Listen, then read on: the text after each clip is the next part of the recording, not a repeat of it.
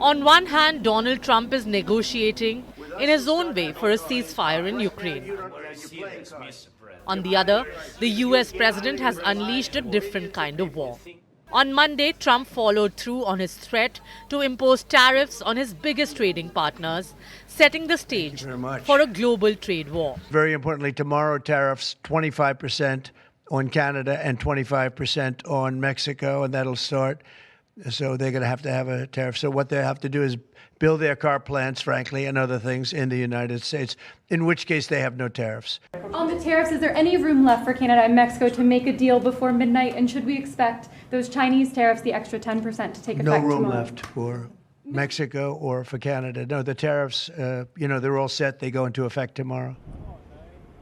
He imposed an additional 10% tariff on China and announced reciprocal tariffs would kick in on 2nd of April for other trade partners, including India.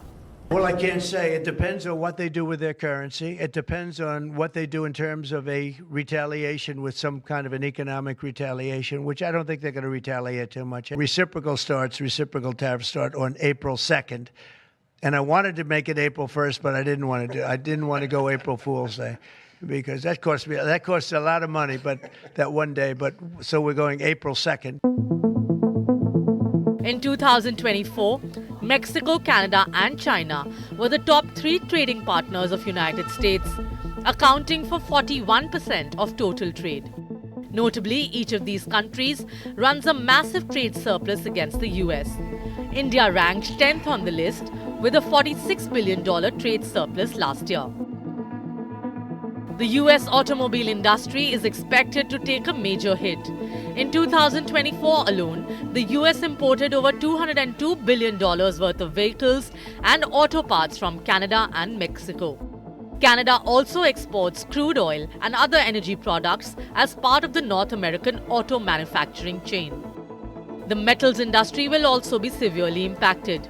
Trump has announced tariffs on all imported steel and aluminium, a direct blow to automakers, aerospace companies, and the construction sector. The US remains the world's largest aluminium importer and the second largest steel importer.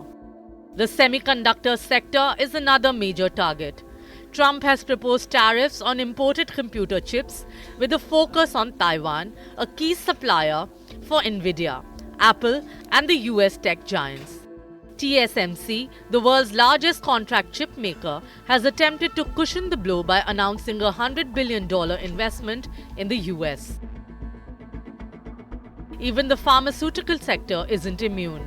Trump has hinted at tariffs on pharma supplies and medications, a major policy shift as pharmaceuticals have historically been exempt from trade restrictions.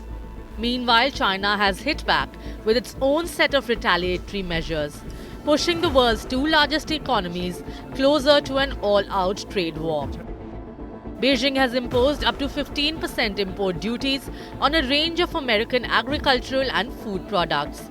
It has also placed 25 US firms under export and investment restrictions on national security grounds.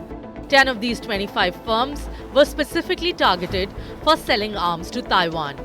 China has also filed a lawsuit in the World Trade Organization against the US tariffs. Canada is also flexing its muscles, threatening reciprocal tariffs of its own.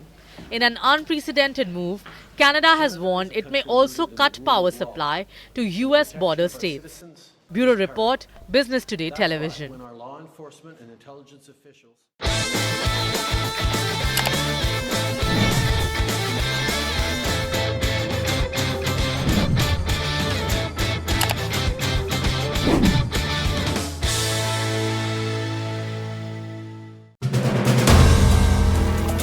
If you like the video, do like, comment, share and subscribe.